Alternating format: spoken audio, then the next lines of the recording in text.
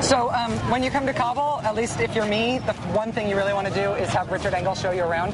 So thanks, Richard. Welcome to Kabul, Rachel. Tell me where we are. We are in the center of the city. This is a market area, crowded, a poor area, and this is where a lot of business takes place. The ratio of men to women here is like 95 to 1. Yes, you'll notice you're followed right now. There are not many women out on the streets. The women you do see are going to be wearing burqas, unless they're girls. Yeah, and very young girls, too. It's not like you see like 10, 11-year-old girls. Normally, when girls hit puberty, according to culture here, they're supposed to be covered up. But usually fathers will anticipate a little bit. So if the girl is getting even close, 9, 10, they'll cover her. Richard and I were negotiating before about whether or not I was talking about whether or not I was going to be wearing a headscarf. And the idea was, oh, no, you don't really need to, or in Kabul, you don't really need to. Then when we figured out that we were coming here, he was like, yeah, you need to. This area. Yeah, there's also some mosques around here, and it depends. If you're in an area where there are many Westerners, and there are some Westerners in this country, probably not necessary. But there are not many Westerners coming to this neighborhood, certainly to buy, phone cards or soft drinks or anything like that. Right. What's this neighborhood called? This is just the market area. It's very near to the canal. Okay.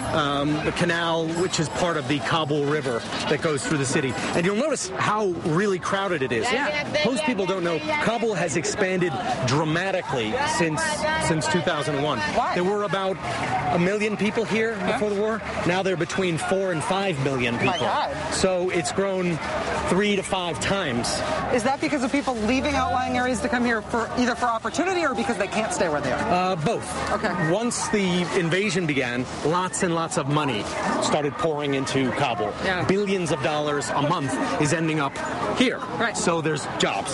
And as the Taliban has come back and made a resurgence, people have gotten more nervous and more insecure in the outlying areas. So a lot of jobs, a lot of security, and then there's just the general trend of urbanization that's happening in poor countries all over the world. And in terms of Kabul's infrastructure and the degree to which the city can sustain, well, there is no infrastructure. Growth. I mean, there is no infrastructure. Yeah. There are open sewers over there. There's not much infrastructure. It has improved dramatically. You do see electrical lines and some stuff. That has improved considerably. Yeah. In 2001, there were about 3 hours of electricity a day. Now there's almost 24-hour power in Kabul. Wow. So that is a dramatic difference.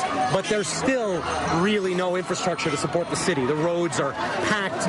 Every time it rains, the streets flood. Mm-hmm. There are the sewage and garbage are not collected efficiently or at all. So it can't really manage itself. But like places, it just sort of pushes through. This looks like lunch. This is tripe, and they keep the heads because you can make soup, and it also shows that it's fresh.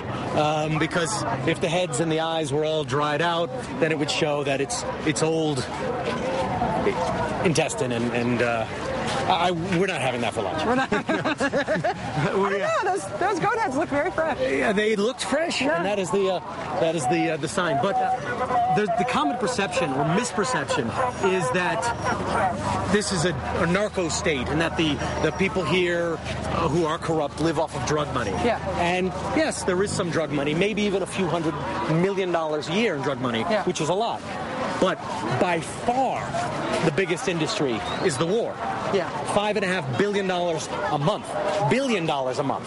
So anyone connected with the war has made much, much more money than anyone connected with drugs. Yeah. What is your name? Hello. Hi. How are you? We're just working here. Give us a minute, okay? So NBC News is new junior foreign correspondent. Exactly. Well, he's taking my job. That's exactly right. Wait till you see when Richard and I went to Chicken Street, and I horrified him with what I bought as a souvenir from here. We'll show that on tomorrow's show. Plus, reporting from my embed with the 82nd Airborne in Kandahar, some interviews with some amazing Afghan police and civilians here in Kabul and in Kandahar. We'll see you again live from Camp Phoenix in Kabul, Afghanistan tomorrow night. Meanwhile, there's tons of extra footage and photos from this trip posted at maddowblog.msnbc.com.